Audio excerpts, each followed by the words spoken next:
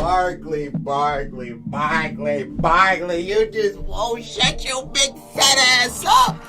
What the fuck? You just won't shut his big fat stupid.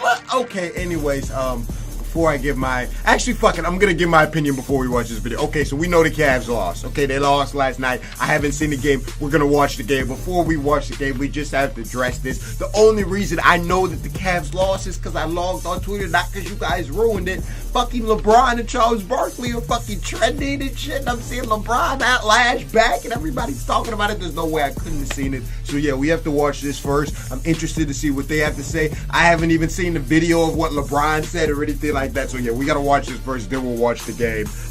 My initial reaction is just Charles Barkley's just talking shit. LeBron probably took Charles Barkley, somebody who was a friend to him or somebody that he liked, you know what I'm saying? And then for him to talk shit and not have his back like shit, he was just like, dude, you're a fucking hater, and then he lashed out. But I mean, that is their business. That's what they do, is they criticize. LeBron didn't have to say anything publicly. But anyways, let's just watch the shit and let's just get to it, man. With the latest on the King James Sir Charles trash talk. Oh my goodness. Here's Barkley last week reacting to LeBron publicly stating the Cavs need another playmaker. Okay.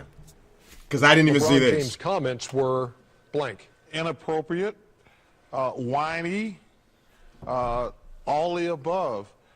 Cleveland Cavaliers. Look at his big They have given him everything balloon dome ass. hero in NBA history. They bought. He wanted J.R. Smith last summer. They paid him. He wanted Shumpert last summer. They bought in. Come on, boy, you better get your ant. He's the your best red-nosed hornet dome ass. He don't want to compete. He don't want to. He is an amazing player. But this notion, shut your bitch ass up. defending champs, and for him We to came be back from a trying to 3-1, hold bitch. anything What the over fuck? Dan Could you Givens. do that? And I love all these wild punk-ass reporters on television. Dude, who's you're a afraid to punk. call LeBron's a great player and a great guy. It just pisses me off that a guy that great don't want to compete. Somebody don't want to compete. We came back from a 3-1, bitch. Really good. After hearing the TNT so there isn't even a video. James decided he has had enough with Barkley's jabs over Fuck the wrong years. with James clapped back, telling our Dave McMenamin this, quote, "He's a hater. What makes what he says credible because he's on TV? Fuck wrong with him. Let him disrespect my legacy like Fuck that. wrong with him. I'm not the one who threw somebody through a window. I never spit on a kid. I never had Damn. debt in Las Vegas. Damn! Fuck! Whoa! I only heard about the first part. Because he's on TV. Whoa, he started getting personal. Whoa, he's talking about spitting on a kid in dead Las Vegas. Oh my Lord. Whoa. Damn, I can't even eat my banana. Fuck, I'm spitting all on myself. Fucking hell. I like it. Whoa, let's run that the fuck back. We gotta run that. Whoa. This notion, they're the defending champs, and for him to be trying to hold anything over Dan Givens, and I love all these these wild punk ass reporters on television who's afraid to call you're a LeBron. punk, LeBron's boy. a great player and a great guy. What It the just fuck? pisses me off Get the that a guy dog. that great don't want to Because he's better than you. He's better than you. Shut the fuck up. So here's where it gets really let's get good. it. Let's After get it. hearing Oh, the shit. TNT analyst call him whiny, James decided he has had enough with Barkley's jabs over the years. James clapped back, telling our Dave McMenamin this, quote, "He's a hater. What makes what he says credible because he's on TV?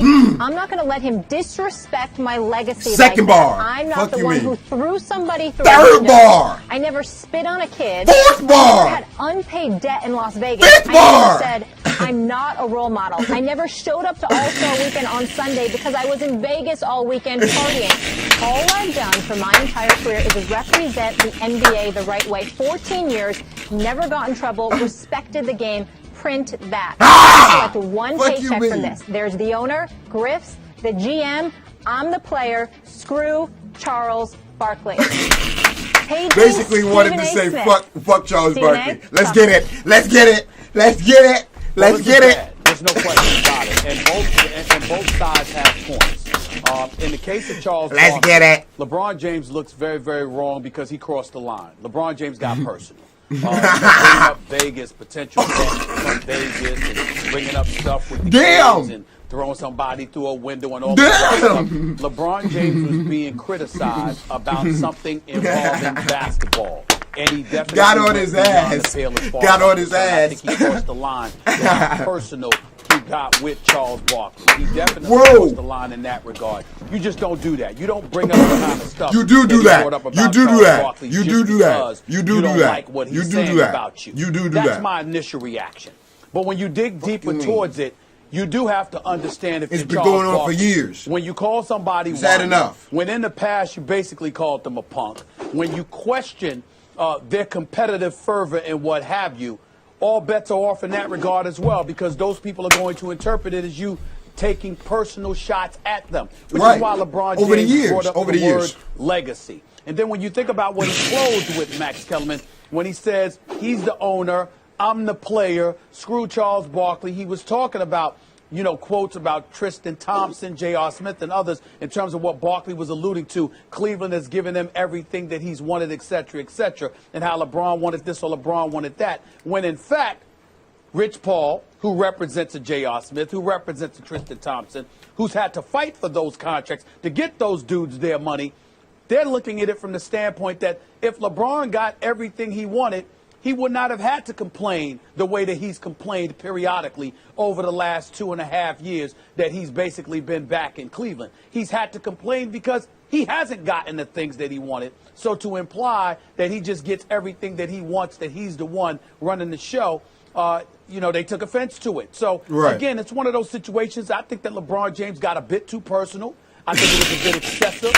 I think he was wrong for doing shots at the serve bar in his ass. If a cat's going to come at you and question your character in that fashion, you do have a right to stand up and defend yourself. That's what I means necessary. You feel me? I don't really think that there's a wrong party here, but I do think that it's going a bit too far, particularly with some of the personal stuff that LeBron brought up. Because there are certain things on the basketball court that LeBron James could easily attack about Barkley, because Barkley doesn't have the basketball resume that LeBron has. LeBron did not have to go to that point. Now all bets are off, because we don't know what the hell Barkley is going to say, and Barkley obviously can say a lot, particularly if he gets personal. LeBron may not know what Barkley knows about him. Very dangerous game. Oh, shit. My reaction is LeBron left Charles Barkley in flames. I mean, he left him in flames. And there's some kind of joy that people get, or glee that people take, in the critic getting criticized in a way that just leaves them in flames. And so my initial reaction is like, oh, snap, you see what LeBron said about Barkley? Oh, he got him, he got him, he got him, he got him. Here's the difference. Charles Barkley, because he gives you the straight dope, even if you think he's a dope at times, he doesn't bite his tongue, is maybe the most popular critic on TV, period. He gets paid a lot of money to give you his opinion, the unvarnished truth as he sees it, precisely because he won't bite his tongue. Now, LeBron doesn't get paid to do that. I mean, doesn't mean he can't offer his opinion on Charles Barkley or anything he chooses. And he makes valid points, in fact. But LeBron here is making ad hominem attacks, meaning he's attacking Charles Barkley personally because he doesn't like what Charles Barkley is saying. There's an expression, don't murder the messenger. He is murdering the messenger. I don't know. And people, Shaq even does this with Barkley on the air sometimes. Shaq was a greater player than Barkley, more championships, etc. And sometimes Shaq, in the argument, whether Shaq is winning or losing, and those guys are amazing on TV together, it's an incredible show, but Shaq will sometimes just pull that trump card. He'll pull that card out and say, how many basically, I've won championships, I'm a greater player, you should stop talking. Stephen A., you were winning championships in the NBA, but we criticize these guys. I mean, the job of a critic in the media is to tell you what they see, is to look with a critical eye and tell you what they see. And their own background may be pointed out by the targets of their criticism at times to kind of but the way that you guys criticize LeBron is very different than I would have been more the way that convinced Barkley does by LeBron's arguments if he would have gone at what the content of what Barkley said instead of impugning Barkley's character. Yeah, he got offensive. Yeah, he took it to another level. But I like that out of LeBron. I like that out of him. LeBron James is not going to come at people like us because we truly do have a job to do. And we, in my case, I've been a journalist for over 24 years. And so, it's a different ball game. But it's almost, and you'll appreciate what I'm about to say, Max, it almost harkens back to what Mike Tyson said years ago when he was talking to our very own Jeremy Schaap. he said, you know, he was actually talking about black people in this regard. He said, I can understand you coming at me. He said, but somebody that shares my culture and my experiences, they should know better. Well, it's the same principle when you have a LeBron talking about Barkley. LeBron may not say that about a member of the media. He never has. But when you look at Barkley, he's like, wait a minute, you're a player. You played in this game. You tried to achieve what I have achieved. You won a championship. And I think that they thought, I think that LeBron thought they were pretty good friends too, like I said at the beginning. I've got 4 league MVP honors. You have 1. Your resume doesn't compare to mine while you took up this challenge. Who the hell are you to say anything? LeBron is right about that. But it doesn't absolve LeBron from crossing the line that he crossed when he got so personal. Why is LeBron right about that? Because when you give Barkley's resume, all that says he's more credible than the rest of us. When we talk about LeBron, is the only person who can criticize LeBron James Michael Jordan because he was better than LeBron?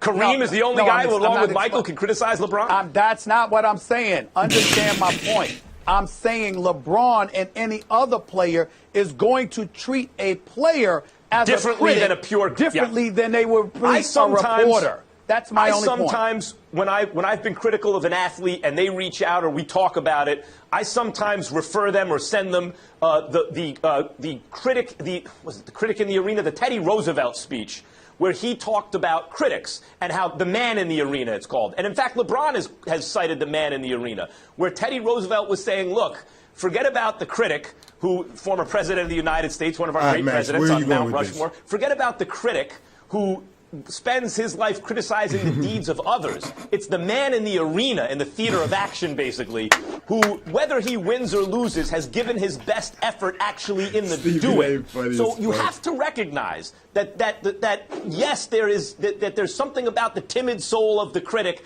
that the athlete may resent, especially when the critic is a former athlete who himself should be more sympathetic to what the athlete is going through. And a friend. Like, are they not friends? Barkley's so interesting. I'm pretty sure they excellent on were TV. friends. He went through those experiences, and he tells you exactly how he sees it anyway. He doesn't hold back out of sympathy for anyone. He just tells you the truth as he sees it. That's what makes him a valuable critic on TV and entertaining. Stephen you're going to hear stuff you don't like if you're an athlete he's talking about sometimes. But before we move on, I have a quick question for you. Does any part of you feel that LeBron now made it personal, that this could actually quiet Charles Barkley because he doesn't want it to continue to get more personal and get uglier?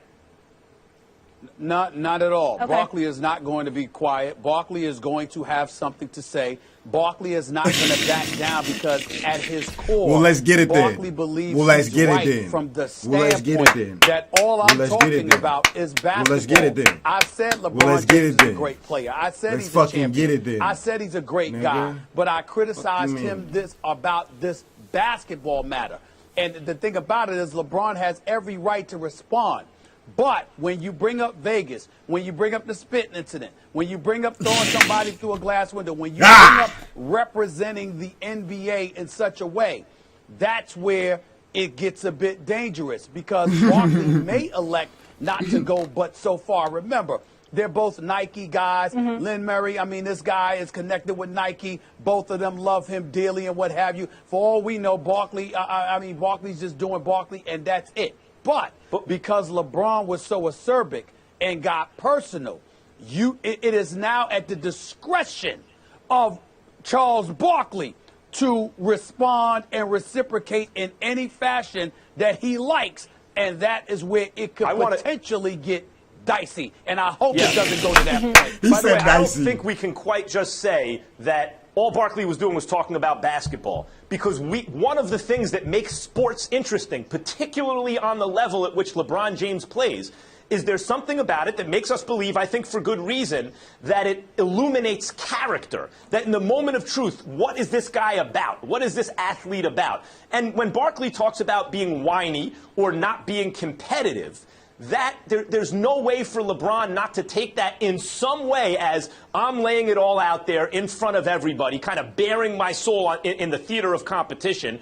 And when you discuss things like competitive spirit or me being whiny, how can I not take that personally? Right. Because it LeBron is the most competitive basketball player ever. Business. That's kind of the hazard of the occupation on LeBron James' level. Jordan, is that people will, for good reason, take the outcome of the events. That includes what team you choose to play for and how you play in I don't know if Max said it, as revealing but somehow LeBron is going to lead the league You're in take minutes that personally this year. Sometimes. Nobody in their 14th year has ever led the league in minutes. I think I saw that on First Take yesterday. They said LeBron is leading the league in minutes right now. Nobody at this age, whatever year he's in, nobody at this age has ever led the league in minutes. And you're about to sit here and talk about competitiveness and all of this bullshit. Like, what the fuck? LeBron plays more than anybody.